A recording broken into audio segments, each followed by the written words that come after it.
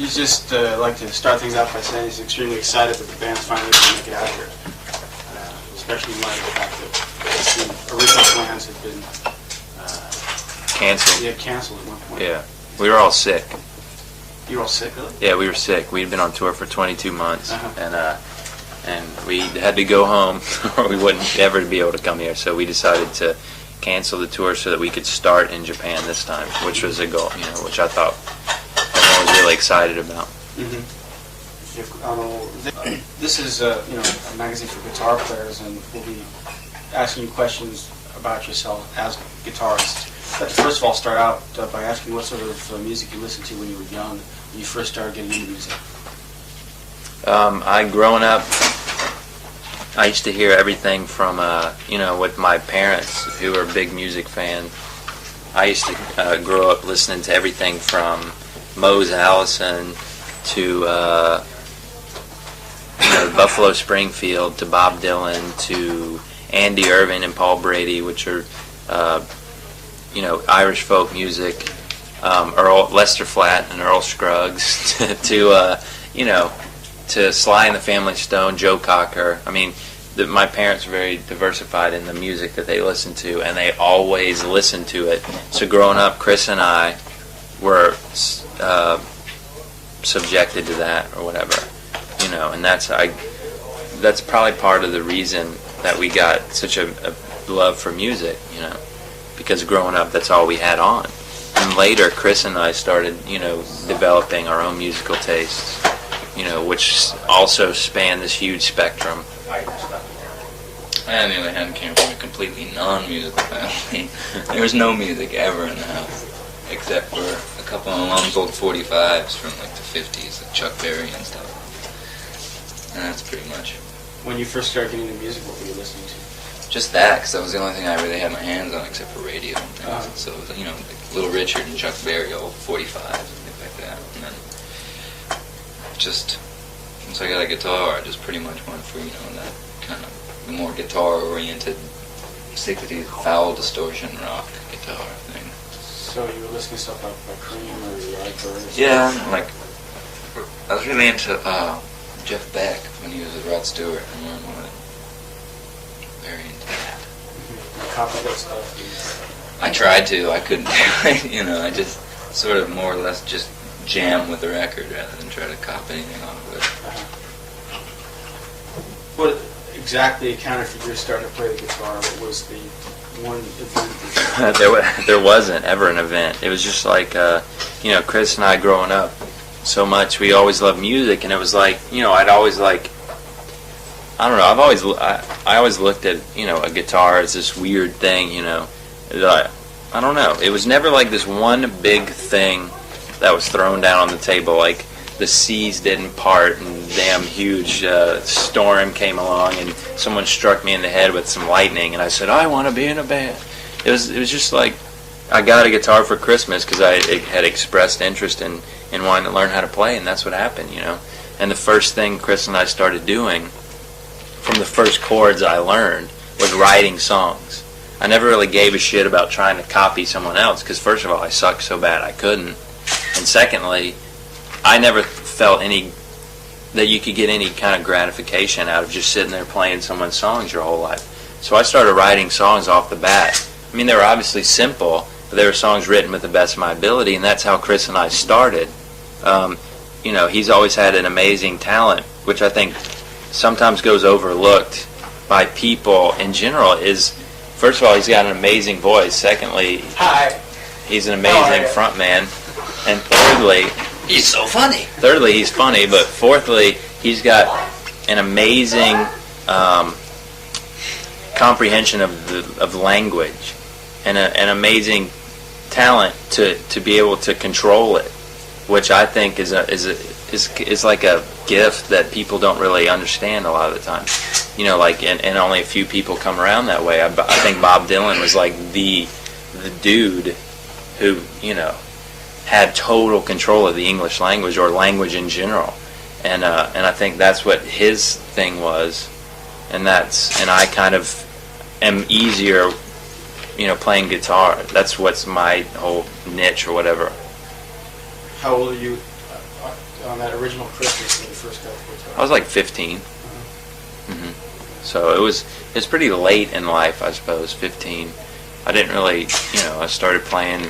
I didn't, but now, and I've never been one of the guys to sit in my room 24 hours a day. I'd play it a little and then get bored and then go do something. You know what I mean? But but it's always been a constant. And once you get better, you start playing more and more. But I still, I don't have a guitar in my room every day just going playing scales. I don't even know what a scale is. I don't know how to play scale. So I just play whatever. I mean, some people do that. I don't know. I'd like to get a videotape and just wonder what the hell's going through their head if they're sitting there all day going, You know what I mean? It's an obsession, right? Yeah, it's weird. It's like running, distance. Once you've run that 20 miles, I mean, you wouldn't want to do it unless you had tried it. But once you do it, I guess you can't stop. Yeah, well, it's like what? I don't know. What is the point? To me, you got to leave shit open for the future. You can't burn all your bridges right in the, you sit there and you get so proficient at your guitar, and then what's left? I mean, I always, Chris and I or whatever, I've always approached things as to never pigeonhole yourself, never put yourself in this little corner, never put limits on yourself. And I think that overthinking and overdoing doesn't leave enough space. And I think that space is the essential quality that everyone needs to share. And that goes in all aspects of life. There's always a time to not overdo it. And I don't think people understand that. I don't think people really get it. I mean, you can sit there and write a song and fucking play 7 million notes in a minute, but what does it all mean? Whereas, say, Sly Stone or whatever, or even Bob Dylan can just play an acoustic guitar, never even play a solo, but that means 100 times more than a million solos because it comes from the heart and it's something that leaves potential. You know what I mean? Because a lot of people start out with a potential that turns into a song, but we approach songwriting as a song that has potential to grow. And like all these songs on this record will probably change 7,000 times before they're done, and hopefully they'll never be done. You know what I mean? I mean, every time we play them at every show, they're going to be different because no song is played the same way twice. No song is recorded the same way twice, unless you spend 3 years in the studio plugging into bullshit computers and effect racks and fucking, little drum tracks and millions of dollars worth of effects to plug in and try to make it sound like a fucking Fender amp. Why don't you just plug into one? You know what I mean? It defeats the whole purpose. And I think people start doing that, and that starts turning it into a product instead of something that's what it's supposed to be, which is a creative, spontaneous thing that comes from within. Like that. Yeah. That's actually cool, though. Should get me to play that shit. That was a challenge to you to play it. It was very difficult. Well, I wasn't great. I don't think I'm great now. To me, it was a challenge. See, I was always into the songwriting school, and it was more of a challenge to further songwriting and get better at that, which involves getting better at your playing, but not to a certain extent. I mean, playing guitar is a challenge. Anything you start that's new is a challenge, but if you approach it as this thing that I've got to accomplish immediately, then that's when it's just more of like busy work than a challenge. A challenge to me is building something over years, and and leaving yourself a lot of room so that in the future you can get better and better and better at whatever you do. And that's more of a challenge to me, is to hopefully that my songs will get better in the future instead of just reaching a point where you begin to either parody yourself or just fart around with well, this was my most successful record, so I think I'll stick with that style. Well, there is no style to music. If you're good, then you rise above it and you just do your own thing. That's the whole point. When you let's go start your work with open tunes. I was like, you know, I played regular tuning for, you know, a while, long enough to get decent at it. And I felt like, well, everyone does this, you know, why not try something different? And through, you know, like, listening to a lot of, like, folk music and blues and things, you know, actually, it just always sounded so cool to be able to go, like, lower. I never understood why, you know, like a Nick Drake song or something would go low on his guitar. I mean, I don't think anyone ever gave that guy credit for being an amazing guitar player, but he could. He was so amazing because of the things that he did within chords, and he would, and it was just like the low aspect of it or whatever, which got me into the way he could play and the way it sounded, and I started like tuning my guitar low, or you know, trying to get that sound happening, to see what I could do with it, what myself I could do with it, and then I've, you know, come to find out that it's like a open G or whatever, and people from, you know, Keith Richards, the obvious one, to you know, like Joe Perry and Aerosmith, Nick Drake, all the Irish folk people, you know, a lot of used in American folk music. It was used in a lot of country, blues stuff, a lot of blues stuff, and you know, but everyone wants to point a finger and say Keith did it first, but he didn't. You know what I mean?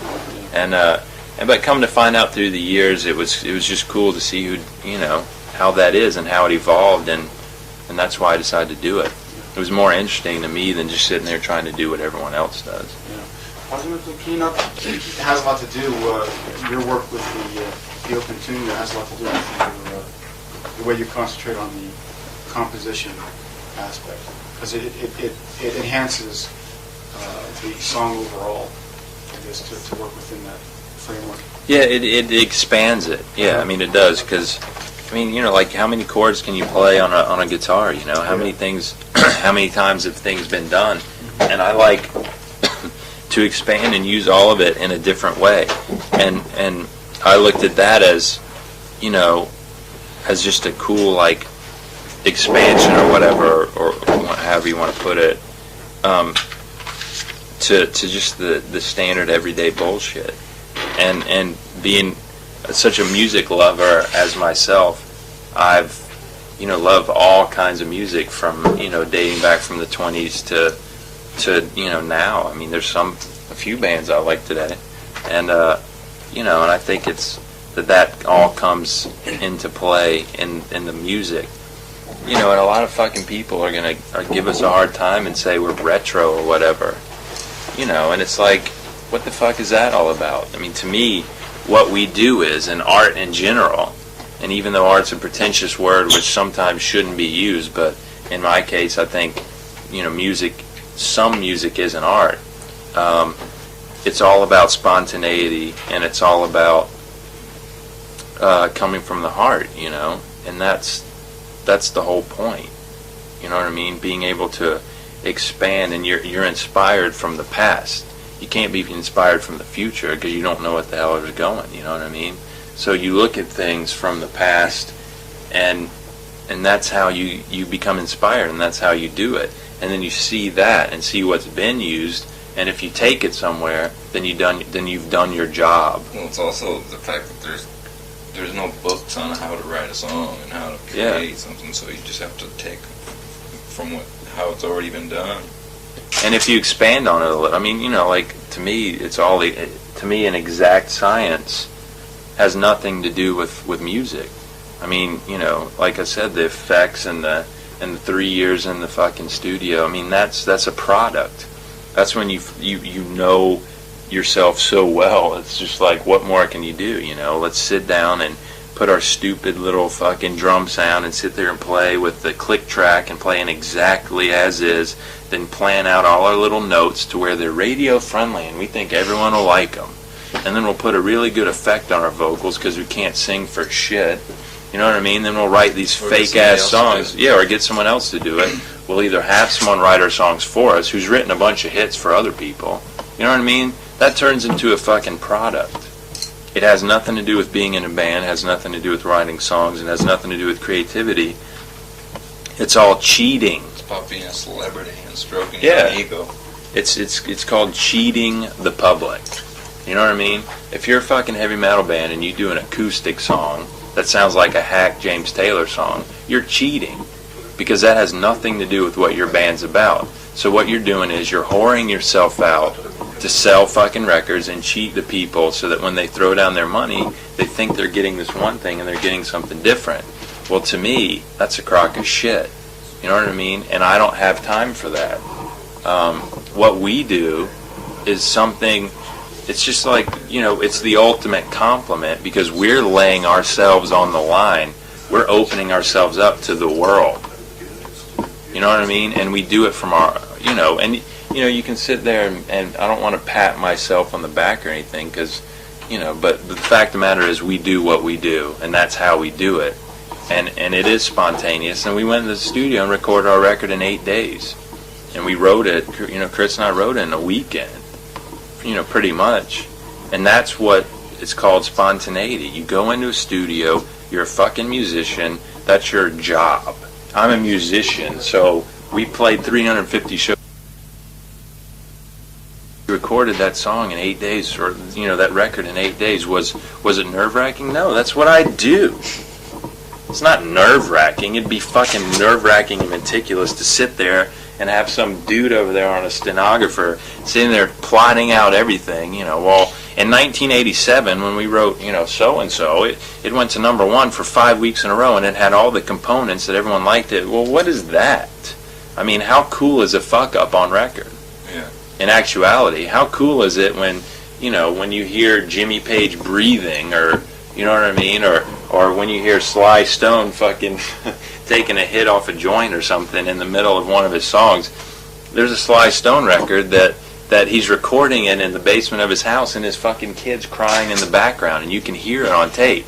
That's amazing. Mm-hmm. Because that'll never happen again. And, you know, and that's the whole point. Also, doing it that fast never gives you the chance to second guess yourself and start going, maybe I shouldn't have done it, maybe this is, just do it and get out and it's done and live with it. Right. It's the most honest statement I guess you can make. Yeah, none of the guys have been criticized as being retro, but he's never thought you guys were retro at all. Tell him thanks. Does you guys, I guess what, Rich, you do rhythm and Mark, you do lead. Well, I don't think it's that black and white. Yeah, We play together. We just mesh. Yeah. Yeah, well, that's the question. He was saying, how do your parts work out, and how do you adjust to each other? What can it be boiled down to certain rules, or just as it happens? No, it just happens. It's all. I mean, that as well is a subjective thing. You know, it's like Mark has never played with a guitar player before, which is cool for him. It's a new experience. It alleviates a lot for him. You know, he's done his thing for like, you know, 10 years, and he's like been doing this, and he's really cool and proficient at that. And I think that joining this band, where, you know, it's like a lot of people say, well, how did Mark Ford influence the band? Well, turn around and say, how did we influence Mark? Because we're already this thing, you know. And Mark joined the band, and this is a whole new world for him. You know, having to play around someone else, and us actually for the first time having to play around another guitar player is a, you know, it's a really cool new experience. And I think that aspect of it, on top of the fact that he's such a good guitar player, you know, it just makes it easy. I mean, the songs are the songs, and they're already written, you know, when he joined the band, and then he comes in, and it's just like, wow, you know, he adds this thing to it. You know, our styles are totally different, which is cool, and I think it just adds that extra spoke to finish out the wheel, which is supposed to all make a point in the middle. There's nothing more redundant than having two guitar players in the band play the exact same thing. Yeah, you know what I mean? The only reason why that rhythm guy is there is so that there's guitar going on when the guy takes a solo. Yeah. It's ridiculous. I know. It's And so this way, all of our notes and shit that we play, or whatever it's called, we play. Or instead of one guy playing a full chord, he might play half of it all finished. Yeah, I mean, it meshes together. It's like a big wall of noise. And that's what's cool about this record. I think that, you know, even I like listen to it now and go, fuck, man, certain things, certain instruments that mesh on top of each other make it sound like a totally different instrument. Even if it's two guitars that we're playing, I mean, it could fucking sound like, you know, like a trumpet. or something in the background. You know, you're not quite sure, and that's what's cool about it. You know. Also, when you listen to it, it's obvious that there's no way to be able to plan out what was going on because it was everybody playing together and listening to each other, and the way it lays out is just there's no way to sort of sit down and make those parts and like overdub and lay that sound together. That is a band counting off to 4 and starting and ending the song, and that's it. And like there's like what 2 of them that we did 2 takes of, you know, like they're all like first a couple and of second them. A couple of them we actually did on the first take. Time Will Tell, the Bob Marley song, was the first time it was ever played. Was the time we recorded it. Is that right? Yeah, I mean, like, you know, it was like, all right, this is how it's gonna go. Everyone heard the song a million times on, you know, the Bob Marley's version, and then we're like, all right, let's go, just see what happens. It was actually just an accident that we recorded it, you know. Whoever was around in the studio just picked up something and shook it or yeah, whacked you it know, against something else. I mean, that's the cool thing. It's like, you know, I'd wanted to do the song, and so I was like, well, Chris, let's try it. And they were like, all right, let's record it. They just put a big mic in a room, set up some mics all around, and Mark and I were sitting in front of this mic. Chris was standing right there. Steve was just banging a floor tom with a tambourine on it, and the girls were, you know, in the booth singing or whatever. Ed Harsh just playing stuff. George was playing bongos, and it just, the first time we'd ever played it was that time. And that's the coolest song, I mean, that we could do, I thought, for that time, you know what I mean? Because it's such a, you know, Bob Marley is this guy that's such an amazing, like, huge superstar, but I don't think people actually got what he was about. And I don't think people realized that he was the guy who rose above all the stupid little labels, you know. No one thinks Bob Marley's this reggae guy. No one goes, oh, he's that reggae guy. No, he's Bob Marley. I mean, he's one of the few artists to ever write a perfect song. And I think that he wrote a bunch of them, you know what I mean? And good track record. Yeah, and so I think that us doing this song was kind of like just letting people know. And it turned out to be like such a cool thing that we just kept it. Yeah, I read in a magazine the other day something. It had nothing to do with like reggae sort of sound. It was more like a bunch of guys on the street corner in New Orleans just kind of have. What, this song? Yeah. Oh, someone told me it was a tribal chant. That's what they told me. They go, it sounds more like a tribal chant. I go, all right. No, playing the slide. I do. それで誰か影響された人とかそれで見た Do you have any influence in terms of slide guitarists? Well, I like a bunch of them, but I mean, I don't know. I just play it. I mean, I've never sat down and tried to like emulate a slide guy because that's such a that's just like such a slop gray field. You know what I mean?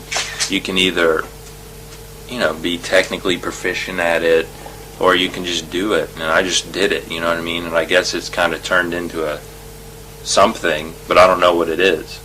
You know, I just play it because it sounds cool. That's where style comes from. It's just grabbing it, just going for the sounds that you hear in your head. Slide though, when you concentrate, your style has changed at all since joining forces with Mark? No. The only thing I can hear different is that it's more sparse. Because I'm the same way now. Because the two styles are working so well together, we can not have to play all the time. Mm-hmm. And it's more like a bouncing effect. You know, there's more air. There's more space. Yeah. Mm-hmm. It's like, you know, I think it's more tasteful guitar things come out of it. So that, I mean, to me, I've always been a big fan of subtlety anyway. And there's a lot of subtle things on the first record that I tried to get across. And, you know, for whatever reason, it did or it didn't. But I think, you know, in the future when people listen to it more and more, they'll kind of get it, some of it more. But, and that's the same thing with this record. There's a lot of subtle things that you don't really know about until you hear it a lot. And I think the cool thing about this record is the space that's available on it. You know, it's not like... you know, it's not like in your face, just, oh, here comes another fucking it allows the listener to sort of almost get inside of Yeah, and it takes you places. Each song's different, but then again, the whole record's something for itself. You know what I mean? The whole record's like a body itself, and the songs are good on their own. But I think when you listen to it as a whole, it makes a totally different meaning. まあ最初それでも I guess saw this article on you in Guitar World. Yeah. And this is それ I guess it's essential listening. どの辺がいいのかってコメント I と know he did anything like that. あとマークにも同じように5枚あげてくれって This is your list of 5 essential albums. He wanted to know why you list each of these, and he wanted to get the same fire from you. Oh God. You have time to think about this one. Answer it.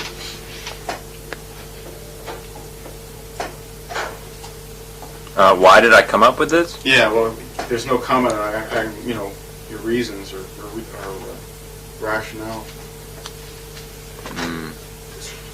See, I don't know. See, people like this just always like. I think this guy kind of picked his own. And I've never even seen this. Where's this from? Guitar World? I remember doing these pictures. I don't know. A lot of people just kind of like, in America, it's like a big thing to be very, pat yourselves on the back. A lot of the journalists over there are of the age that they think they invented music. They think that the Stones belong to them, or that kind of music and the protests and all the things that happened in the fucking disgusting, over talked about, belabored 60s belong to them. So they try to relate that to what we do. So every time I got to talk to some asshole in the United States who tells me, well, you guys are pretty good, even though you ripped off the Stones or whatever. You know what I mean? So I'm sure this is one of those dudes who just kind of came up with his own fucking, 5 albums that he thinks I sound like, but he probably just kind of twisted it around to say that I said it. Or they collectively out of other Or I probably interviews. listed like 100 fucking records or something, and the guy just kind of like wrote them. Oh yeah, you know what I mean? People do that in the States, and it's just like, it's like they pat themselves on the back for something they never did. They're like, come on, guys. I don't think I could actually make a list of 5 because it's like Yeah, depending because on your mood it's and music. how You know what I feel, mean? It varies so much. Oh, total. I mean, there's no way I could list 5. There's like, I could list like 300. But not 5, because you can't sum up all of it in 5. I mean, like, look at, these are all the people that first of all, That you compare it to? rocks I wouldn't mention. The Faces definitely not, because I don't think that's an important music. Stand is the total wrong Sly album. If I was going to pick a Sly album, it'd be Fresh. You know what I mean? It's just some dude just not knowing what he's talking about, which they do a lot. Or a lot of times they'll just take bits of other interviews. I've seen interviews where I know that you guys didn't say any of the shit because they just took little bits of other interviews and Yeah. made one. They should make up their own shit. Well, I'm not talking to Betcha. We're running out of time here, just enough time for the pictures, and also maybe a comment from each of you to the aspiring guitar-playing young readership of Young Guitar Magazine. Follow your dreams. To me, I don't know. You got to have a place to take someone if you're going to tell them where to go. And so I don't think that I could like sit there and tell them how to do it, because anyone who tells you, if you do something someone tells you to do, it's not going to be what you really want to do anyway. So you might as well just do it yourself, the way I see it. So I don't know. Make up your own mind. Yeah. Because whatever's good for you isn't necessarily good for me. Thank you. Oh, All and right, thank also, we had a request here. They have this thing, I don't know why they do this if they print it in here, where you're supposed to trace your hand. Yeah. But don't you know what's どっちがいいでしょうか。 your left hand, you like trace it and then sign this. I don't know if they take a picture or they give it away to the readers or whatever. But if possible, I guess, you just trace your left hand and then sign it. That's strange. That's strange, but true. All right. They're On the What side? Doesn't matter. どっちがですか? What's that? That's The white side, yeah. The gold's much prettier. I take it this is a Sharpie or something. Yeah, you just use those. Well, if I get any paint on my damn hand, Sue the magazine. She'll get a nasty clean on those name.